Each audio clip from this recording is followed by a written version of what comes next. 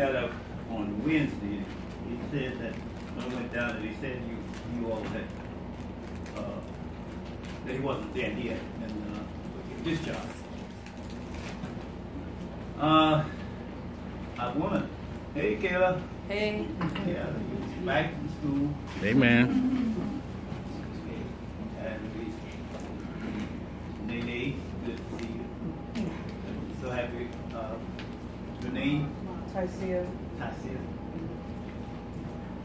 I saw you at the. Yeah. Yes, sir. All right. Ron Rico. They say what's up. Closing. But I want to share with you the joy that you gave me on last Sunday.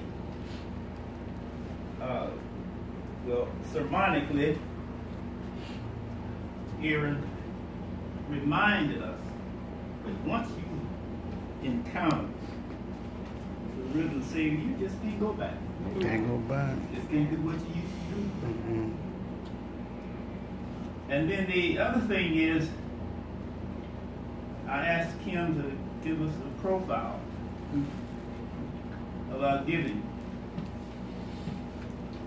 And I want y'all to know I'm so proud of y'all. As Pokey Ellen said about her dream, this will be sooner than later. Amen. And yesterday, last Sunday was an indication that you are in love with Jesus Christ that shows itself in your giving. Just the envelope giving, not the rent change. Just from the envelope, not the loose, collection.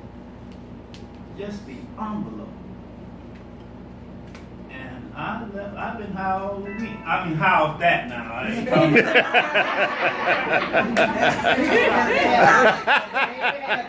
All right, clarify. Clarify. Make it plain. really want you to know that it's in your giving that you experience honest to goodness living in Jesus' name. Mm-hmm.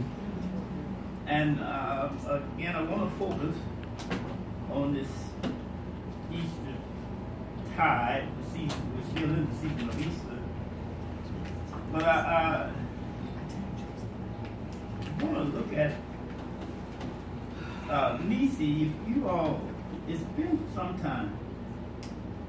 And Nisi would pray from one foundation to that foundation, moving this foundation here over to there. We're going to be building right next door. And when she first began to use it, when the first time she used it, I was, wow. Because foundation. Mm-hmm. The understanding of foundation. See, we look at foundations in the physical sense. James, as a contractor, you've got to have something to build on. Right. Foundation. And Jesus gives a parable about how people build things on sand and what happens to how you got to build your house on the rock. But with no foundation, you ain't got nothing to build on. And how she said, we're going to move that out, and with so much certainty, with so much understanding that it is going to be sooner than later. Every prayer that she prays, that I've heard, she talks about this foundation from here to over there. Mm-hmm. Mm-hmm. And, I'll use this tablet, but I got another tablet I want to just read Niece's scripture from. Just to show you I'm in the 21st century. Thank you, Kim, here. Can I turn it on? Please bear with me. I don't know. As I consult my tablet. Oh, I've been wanting to do this so.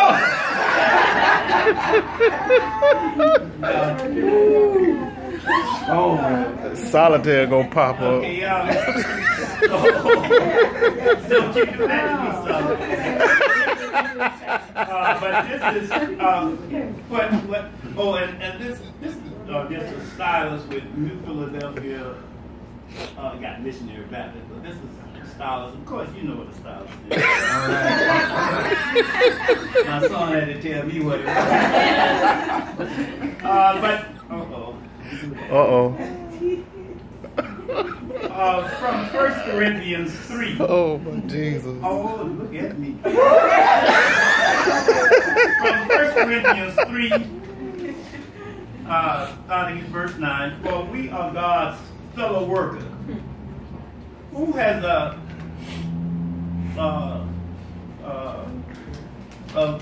version that says co-worker, a co-labor? It's laborers. Laborers together. Laborers together? Yeah. Okay.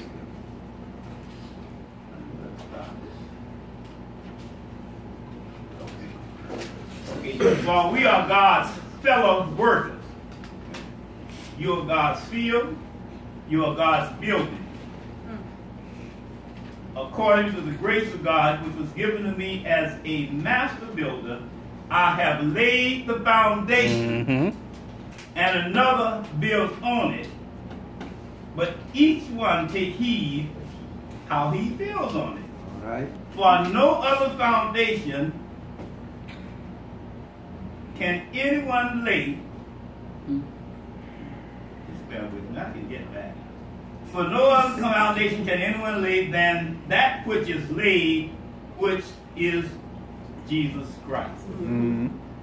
Okay.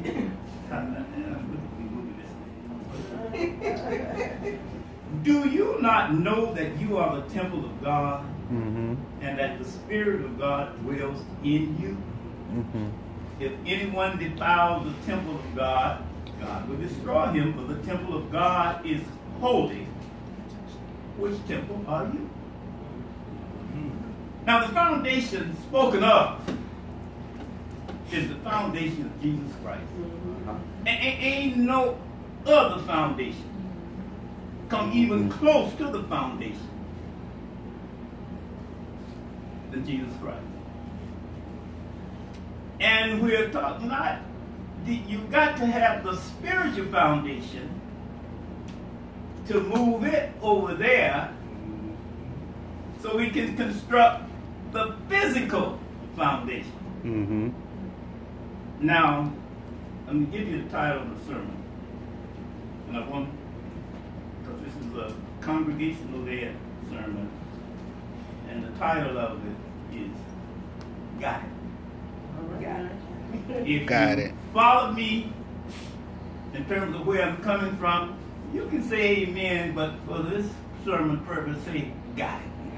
Got it. I got it. You know? All right. So what I just said about the foundation, the spiritual foundation that Nietzsche talks about moving over there, it must precede the physical foundation.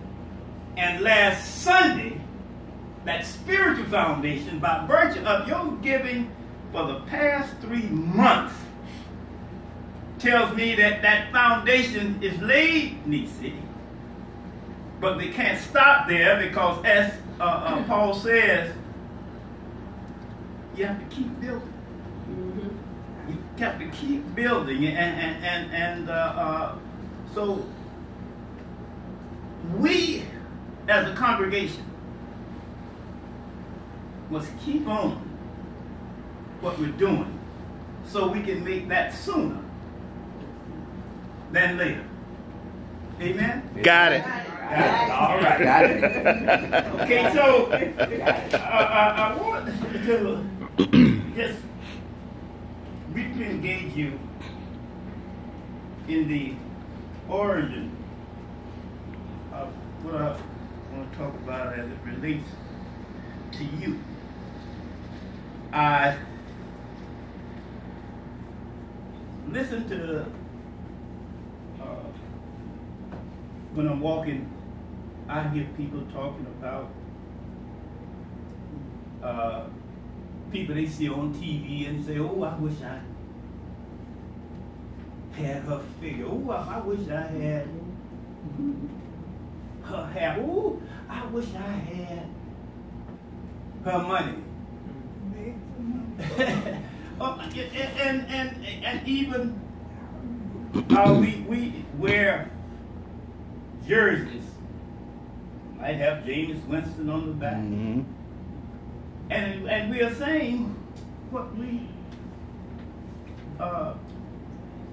feel about those people. And there's nothing wrong with that. But when you wear the LeBron James jersey, know that you ain't no LeBron James. God made you you. And ain't nothing wrong with you. I thank God, I've told you this so many times, I thank God for my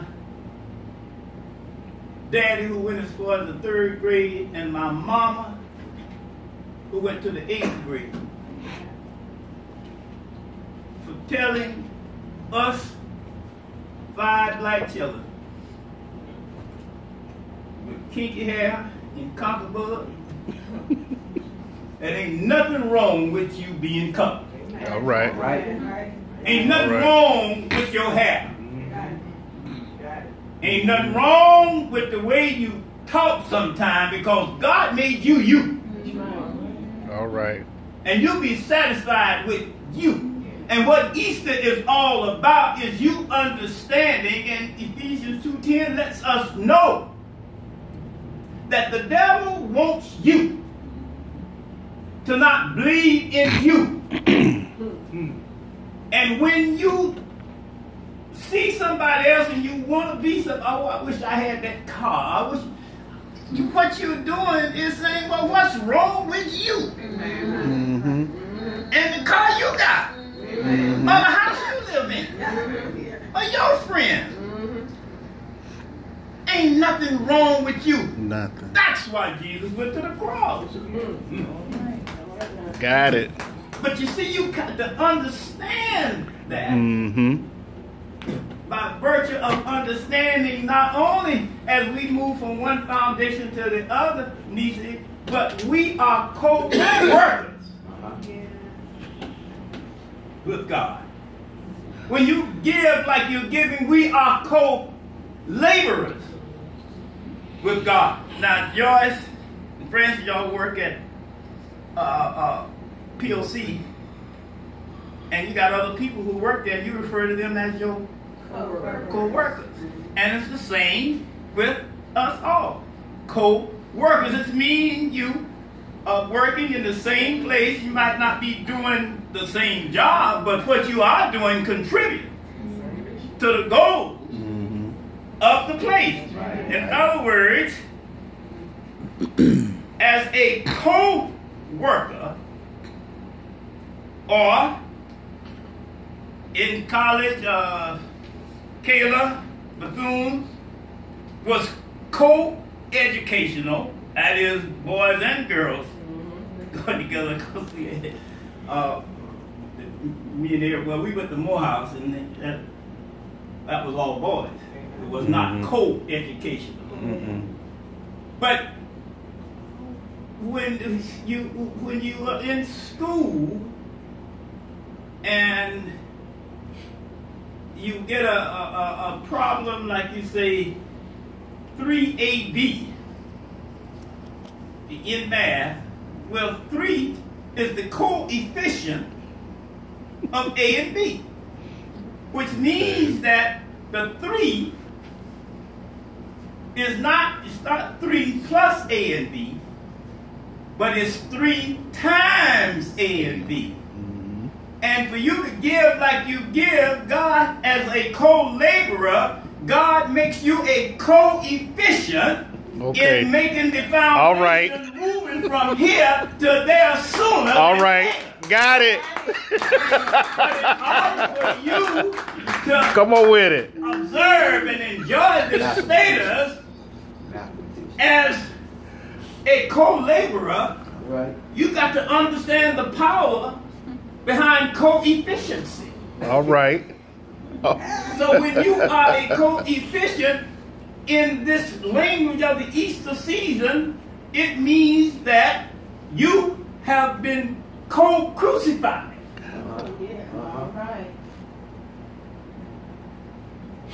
Got it. You have been co-crucified. My Lord. My Lord.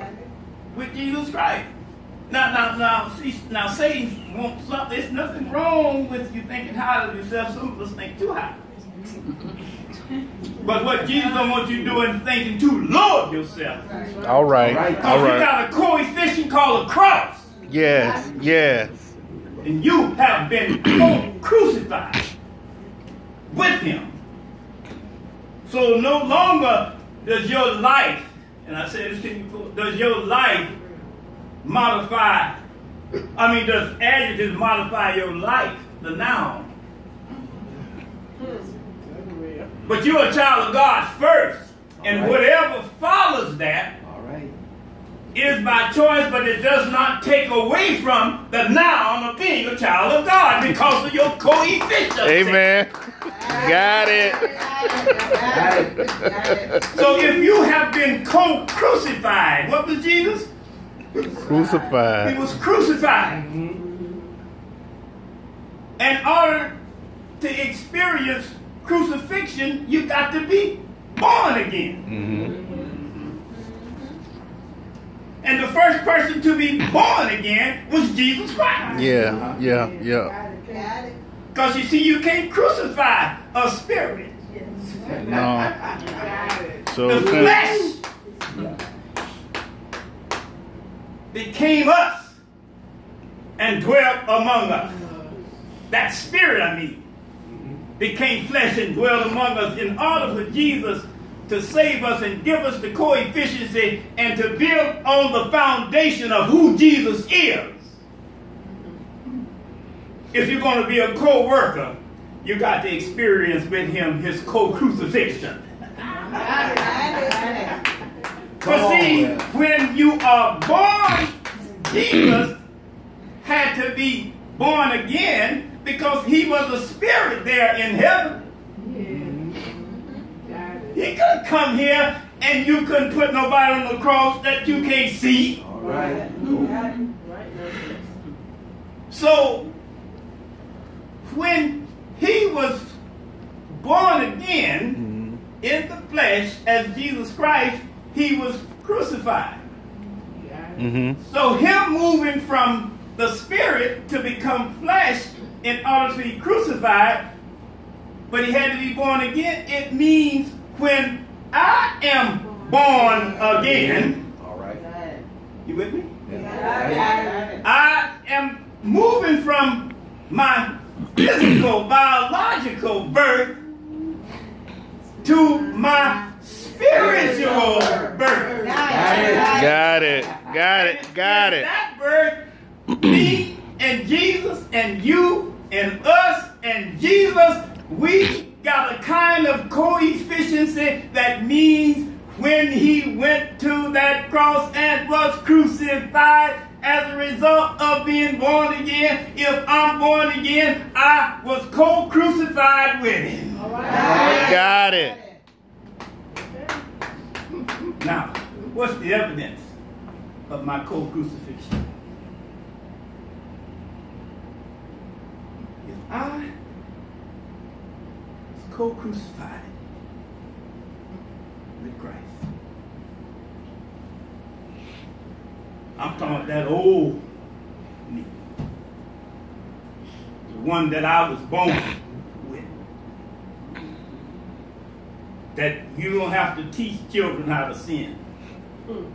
You don't have to teach children how to be selfish. You don't have to teach children how to be mean. That just comes with the territory. You have to teach them how to love and to share. Okay, so the evidence, now, this is just for us Christians. The evidence that you have been co-crucified and enjoying your co-efficiency with Christ is that your life began to take on a likeness of Jesus Christ. Okay. Right. Got it. It don't mean you don't stop cussing. Mm-hmm. Hopefully you will get to that point. Because I believe Peter made Jesus cuss. I really do. But your life take on a kind of likeness to him. And what you're showing the people is that Jesus and you, by virtue of being co-crucified, that Jesus, that God has given Jesus the power and the authority to grant to those who have been co-crucified with him, to give them the power of God in their lives. So the life of God, by virtue of your co-crucifixion and being born again, the life of Jesus, as a result of your co-crucifixion, is in you. Got it. Got it. You don't have to be able to throw no pass or a hit like Beckham. Beckham is hot now, the baseball player. Ain't nothing wrong with you being who you is. All right. That's what the whole Easter thing is about. Okay, now, let's move with Sunita and the foundation. That means, as a result of my co-crucifixion,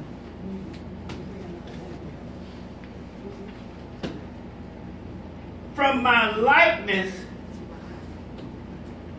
to Jesus, means I no longer am building on the foundation of who I was before I was co-crucified. I'm building now on the foundation of Jesus Christ, because he is the sure foundation. Right. Got it. And how we get to that is what leads us to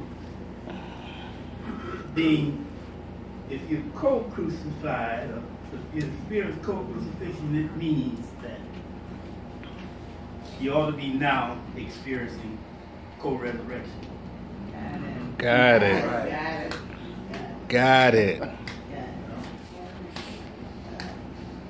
Jesus was dead. In that tomb, he was dead. I don't care how loud I snore when I sleep. I don't know it.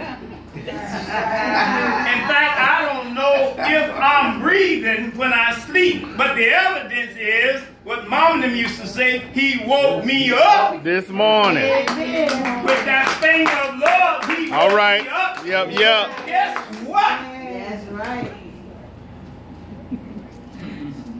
That the power to wake me up as a result of the foundation of Jesus Christ that I'm building on means I experience co-resurrection every time I get up in the morning. Got it. Got it. You got that. You see, I brought this here because this we sunrise, sunset, and we say sunrise is Bird. and sunset is Dead. that's according to the world. Mm-hmm. Not going to the Bible. Mhm. What you know about Mr. B?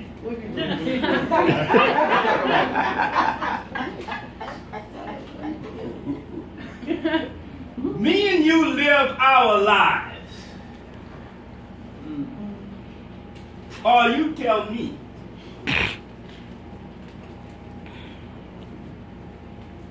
What is first, day or night? Day, yeah. I mean, you go what you think is first, or how you live your life from day to night. But in the Bible, you live life is to be lived from night to day. All right. Hello. Got it. Right. So a sunrise and a sunset in the Bible means that the day begins at sunset. Yep. Go on. Come on with it. Go with that. At sunset, when I wake up in the morning, that's my sunrise, or that's my co-resurrection. All right. Got Got it. it. Got it. Because Preach you that. see, what happens with the sun when it comes up in the morning? All right, it comes from the east and it's just shining up something. Yep. But when you look at the sun set, you with me? Yeah. And you look at it, it's going down where? In the west. And you stand right there and you look at it, you just, oh, you get so romantic. And you want to walk the beach and watch the sunset. But do you know biblically what the sunset is? The Go on, tell him. sunset is the same as the S-O-N set. All right. All right. In other words, that Come on with sun, it. when it's going down, it goes down into the bosom of the earth because you don't see it no more. You don't see it no more until Then when it come up. sunset. So, in other words, you don't live your life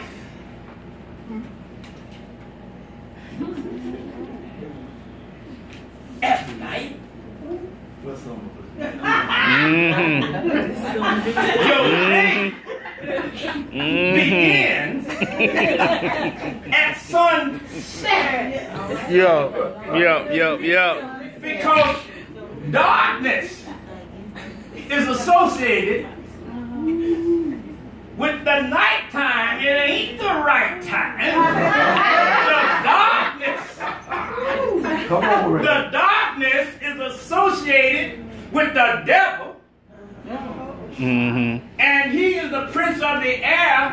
At night, when we associate him with darkness, but guess what? The psalmist says in the 30th Psalm, you know why you say, weeping may endure for a night, but joy comes when? In the morning. That's what starts your day. Got it. Men say he woke me Got up it. this morning. Got it. Got it. Got it. Yeah. Unless you have been co-resurrected. Got it. Yes.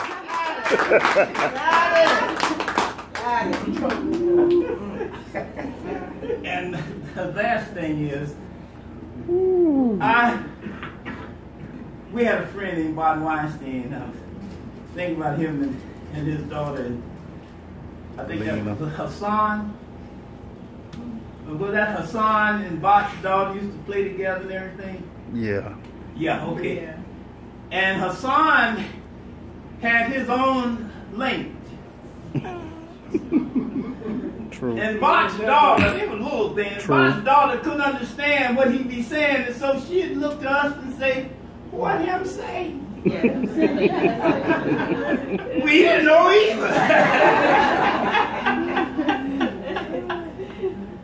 And so, but one time it got there where she said to her daddy, to Bart,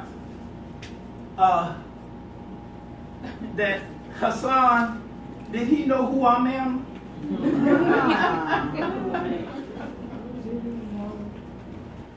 Who I am. Now this is why I want to conclude with this business of co-resurrection and who you are. For example, if I say right now, we all don't know each other, no name or nothing. So if I say, just give a complete statement of who you are, give your name. How would you answer that, James, if I say, tell us who you are, just give a complete statement of including your name? Right? James Robinson. No, a complete statement, not James Robinson. My name is. No, that ain't your name. That was given to you. Oh! I am. What you say? I am. I am. We got that? Yes. You heard that? I am. And Bart listening to the little girl, I mean, she wanted to know if Hassan knew who I am. So I'm asking you, when you say I am, do you know who you are? All right. All right. Got it. Got it.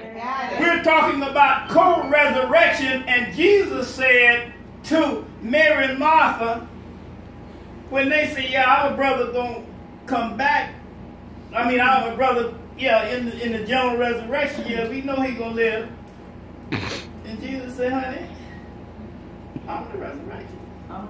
Yep. You looking at it. Yep. So how can I be co-resurrected with Jesus if I'm so hung up on envying somebody else or wanting to be like somebody else? Okay. Got it. But they tell me, the word tells me that when God told Moses and Aaron to go to President Trump, to Pharaoh, and they say, what your name is, what did he tell Moses? Tell him, I am sent you. The name of God is I am. It's the Hebrew word. They say Yahweh. It was so holy they didn't want to pronounce it. Because all of them got the definite article the in front of it.